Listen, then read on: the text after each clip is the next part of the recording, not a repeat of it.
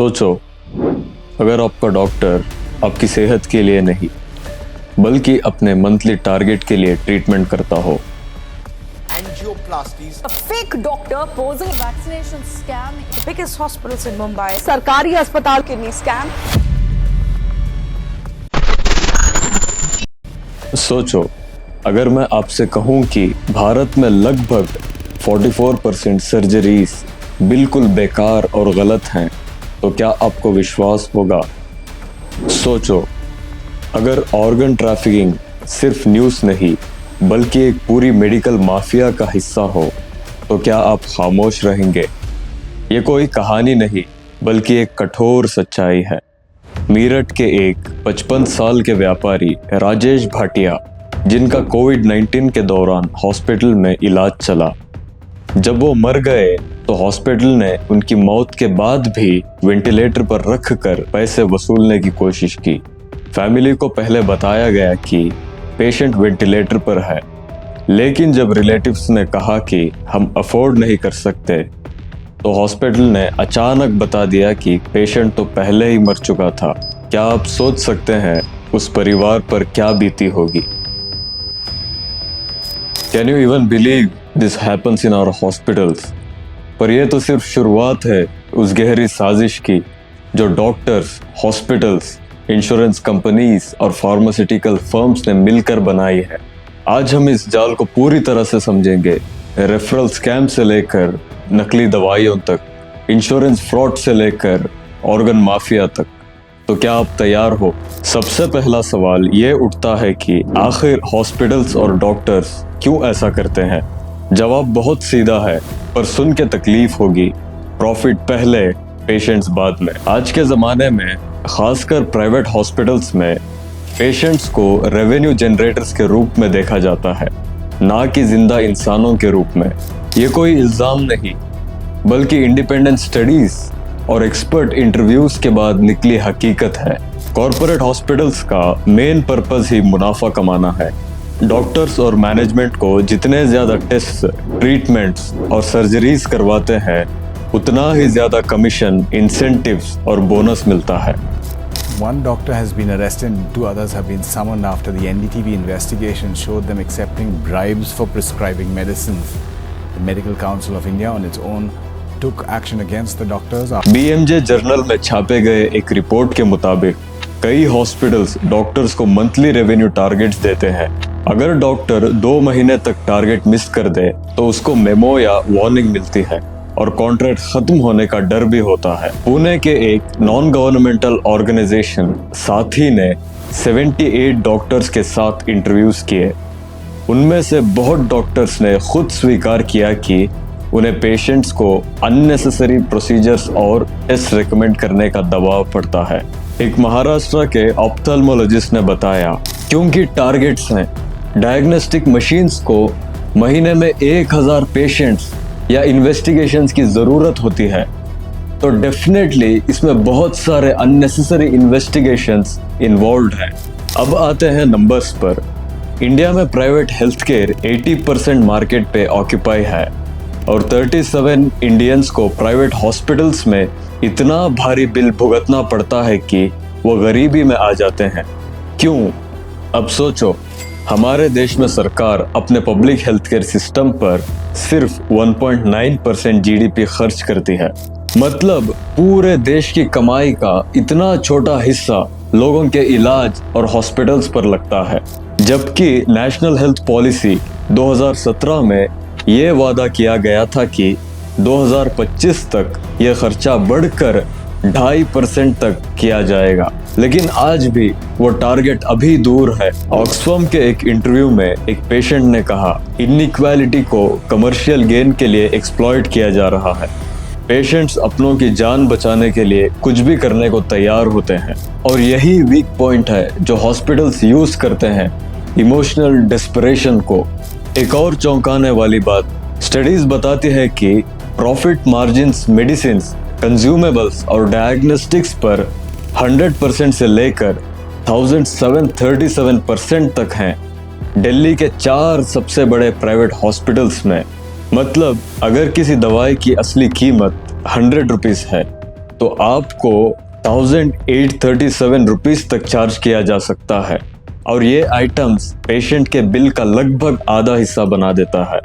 Corporate hospitals को hospital malls कहा जाने लगा है, बिल्कुल शॉपिंग मॉल्स की तरह।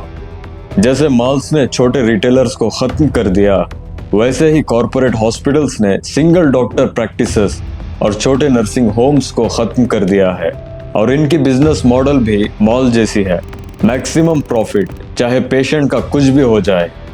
ये सब सुनते हुए आपको गुस्सा आ रहा होगा, दुख हो रहा होगा, पर यह सिर्फ पहला चैप्टर है इस कहानी का।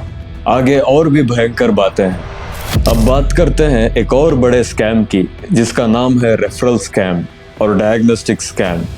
ऑपरेशन जोक हमने नाम इसलिए रखा क्योंकि दरअसल तमाम डायग्नोस्टिक सेंटर्स जोक की तरह आपकी गाढ़ी कमाई को आपके सिस्टम से चूस लेते हुए दिखाई दे रहे हैं। ये एक ऑर्गेनाइज्ड रैकेट है जिसमें डॉक्टर्स, हॉस्पिटल्स, डायग्नोस्टिक लैब्स और फार्मेसीज मिलकर एक नेटवर्क बनाते हैं। देखो ये कैसे काम करता है। एक जनरल प्रैक्टिशनर आपको देखता है और कहता है कि आपको किसी स्पेशलिस्ट की ज़रूरत है। फिर वो आपको एक पर्टिकुलर हॉस्पिटल या स्पेशलिस्ट के पास भेजता है। आपको लगता है डॉक्टर आपके सेहत की फिक्र कर रहा है, पर हकीकत में वो डॉक्टर कमीशन कमा रहा है। मुंबई के कोकिलाबेन धीरूभाई अंबानी हॉस्पिटल ने एक स्कीम शुरू की थी जिसका नाम था इलीट फोरम। इस स्कीम में डॉक्टर्स को रिवॉर्ड्स दिए जाते थे पेशेंट रेफरल्स के बेसिस पर। 40 admissions per year 1 lakh reward, 50 admissions per year 1.5 lakh reward, 75 admissions per year 2.5 lakh reward. मतलब चाहे पेशेंट की कंडीशन सीरियस हो या ना हो, बस उसे एडमिट कर दो और पैसा कमा लो। महाराष्ट्र मेडिकल काउंसिल ने इस हॉस्पिटल को शो कॉज नोटिस भेजा था, लेकिन ये प्रैक्टिस अभी भी जारी है कई जगहों पर। अब आते हैं डायग्नोस्टिक लैब्स पे। ये और भी ज्यादा शॉकिंग है।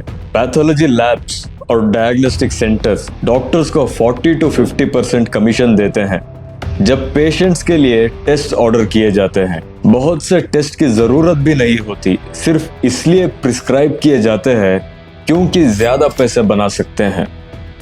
A week later, we went again, and there was proof. For just 5,000 rupees in cash as the first installment, Dr. Saxena was prescribing drugs to those who didn't need it. This woman from the neighborhood complained of low blood pressure, but has been prescribed an energy supplement for a whole month. Medical council of India के rules कहते हैं कि doctors को diagnostic centres या pharmacist से kickbacks लेना cash या favours के रूप में बिल्कुल मना है। पर यह रूल तो सिर्फ पेपर्स पर है, ग्राउंड रियलिटी तो बिल्कुल अलग है। यह सिर्फ बड़े सिटीज की बात नहीं है, छोटे गांव कस्बों में भी यह जाल फैला हुआ है। एजेंट्स को हायर किया जाता है जो जनरल प्रैक्टिशनर के पास जाते हैं, डॉक्टर्स को इंसेंटिव्स ऑफर करते हैं पेशेंट भेजने के लिए। कुछ एजेंट्स तो साइमल्टेनियसली कई डॉक्टर्स के लिए काम करते हैं, मंथली सैलरी या पर पेशेंट बेसिस पर। अब ambulance drivers, auto rickshaw drivers या कम्युनिटी हेल्थ वर्कर्स तक को भी कमीशन दिया जाता है अगर वो पेशेंट्स को पर्टिकुलर हॉस्पिटल्स में ले जाएं। पूरा एक माफिया नेटवर्क बन चुका है। बहुत से लोग सोचते हैं कि हेल्थ इंश्योरेंस ले लो तो टेंशन खत्म, पर हकीकत में इंश्योरेंस भी एक बड़ा स्कैम बन चुका है, दोनों तरफ से, हॉस्पिटल्स और इंश्योरेंस कंपनीज। बिहार में एक बेरहमी भरा स्कैम हुआ। यूट्रस स्कैम के नाम से फेमस ये केस सुनकर आपका खून खौलेगा। प्राइवेट हॉस्पिटल्स ने गवर्नमेंट इंश्योरेंस स्कीम राष्ट्रीय स्वास्थ्य बीमा योजना का फायदा उठाते हुए 50,000 से ज्यादा वुमेन पे हिस्टेरेक्टमी यानी यूट्रस रिमूवल की, जबकि बहुत सारी ऑपरेशंस जरूरत से बिल्कुल बेकार थी। 26 साल की रंजन देवी को सिर्फ ट्यूबेक्टमी चाहिए थी प्रेगनेंसी रोकने के लिए, और डॉक्टर ने उसका पूरा यूट्रस ही निकाल दिया क्योंकि उसमें ज्यादा पैसे मिलते थे इंश्योरेंस से। मतलब 30,000 का क्लेम कर सकते थे। Can you believe how brutal was that? एक स्कैम और भी है, फेक मेडिसिन और सबस्टैंडर्ड ड्रग्स का। दिल्ली पुलिस के क्राइम ब्रांच ने रिसेंटली एक pan India counterfeit life saving drug syndicate को बस्ट किया। इस गैंग में 6 लोग अरेस्ट हुए जो जॉनसन एंड जॉनसन, ग्लैक्सोस्मिथक्लाइन और एल्केम जैसे रेप्यूटेड फार्मास्यूटिकल कंपनीज के नाम पे नकली दवाइयां बना रहे थे। ये लोग क्या कर रहे थे? पहले एम्प्टी पैकेजिंग बॉक्सेस प्रोक्यूर करते थे जो असली कंपनीज जैसी दिखती थी, फिर फेक लेबल्स प्रिंट करते थे, फिर मैस प्रोडक्शन में काउंटरफिट टैबलेट्स बनाते थे और अनलाइसेंस्ड मेडिकल प्रैक्टिशनर्स और मेडिकल स्टोर्स के जरिए बेच देते थे। दिल्ली में तो एक और बड़ा रैकेट पकड़ा गया, फेक कैंसर ड्रग्स का। क्या आप इमेजिन कर सकते हो, कैंसर जैसी एक सीरियस बीमारी में लोग लाखों रुपए खर्च कर देते हैं और उन्हें नकली दवाइयां दी जाती है। Hospital staff secretly empty vials of premium oncology medications निकाल लेते थे जो डिस्पोज होने वाले होते थे। ये वायल्स ब्रोकर्स को बेच दिए जाते थे जो उन्हें अननोन या लो कॉस्ट सोल्यूशन से रिफिल कर देते थे, फिर सेम वायल्स मार्केट में बेच दिए जाते थे।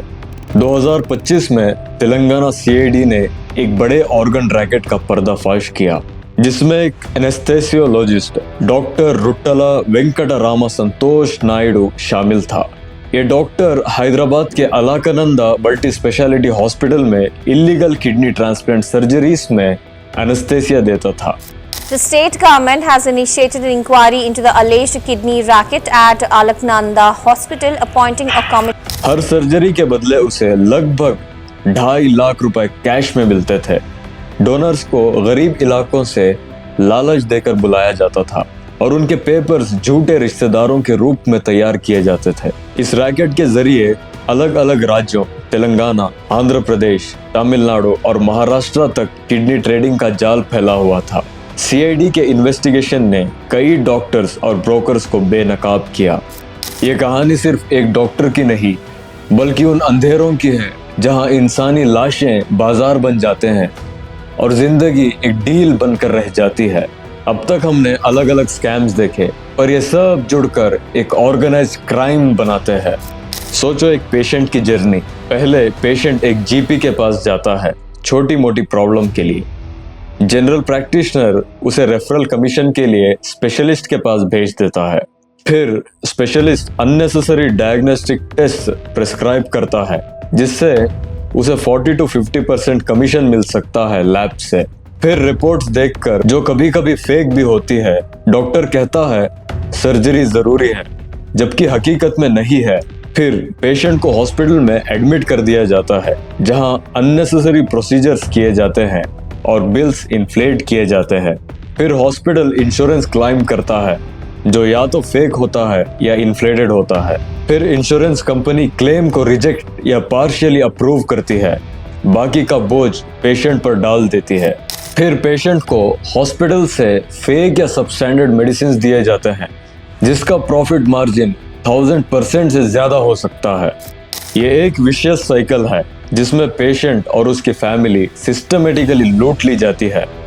हर लेवल पर पैसा बनाया जाता है, डॉक्टर से लेकर hospital staff, lab technicians, insurance middleman, pharmaceutical companies, organ traffickers तक। इमेजिन करो आपका अपना कोई सीरियस कंडीशन में हो, आप ऑलरेडी इमोशनल टर्मोइल में है, डर लग रहा है और उस वक्त हॉस्पिटल आपसे लाखों रुपए मांग रहा है। आपके पास ऑप्शन क्या है? या तो पैसे अरेंज करो, रिलेटिव से उधार लो, प्रॉपर्टी बेचो, लोन लो या फिर अपनों को मरता देखो। ये एक्सप्लॉयटेशन ऑफ वल्नरेबिलिटी है। हॉस्पिटल्स जानते हैं कि इमोशनल डेस्परेशन में लोग कुछ भी कर देंगे, इसलिए वो उस वीकनेस का फायदा उठाते हैं। इतनी सारी प्रॉब्लम्स देखकर लगता है सिचुएशन होपलेस है, पर हाँ कुछ सॉल्यूशंस है, कुछ चीजें हैं जो हम खुद से कर सकते हैं और कुछ चीजें सिस्टमैटिकली चेंजेस होना जरूरी है। इंडिविजुअल लेवल पर सेकंड ओपिनियन लेना जरूरी है। बिल्स को केयरफुली चेक करो, इंश्योरेंस पॉलिसी को समझो, कंप्लेंट्स करो, राइट्स को जानो। सिस्टमैटिक लेवल पर चेंजेस जरूरी है। क्लिनिकल एस्टैब्लिशमेंट एक्ट को प्रॉपरली इंप्लीमेंट करो। स्ट्रॉन्ग हेल्थ केयर रेगुलेटर चाहिए। ट्रांसपेरेंट बिलिंग मैंडेटरी करो। पब्लिक हेल्थ एक्सपेंडिचर बढ़ाओ। इंश्योरेंस को रेगुलेट करो। सेंट्रलाइज्ड मेडिकल डिवाइस रजिस्ट्री बनाओ। एंटी फ्रॉड यूनिट्स को स्ट्रेंथन करो।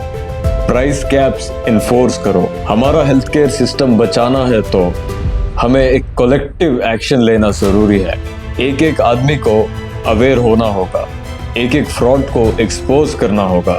डॉक्टर्स और हॉस्पिटल का काम है लोगों की जान बचाना, ना कि उनकी जान से खेलना। सिस्टम को दोबारा उस ट्रैक पर लाना होगा जहां पेशेंट पहले है, प्रॉफिट बाद में। Be aware, stay safe.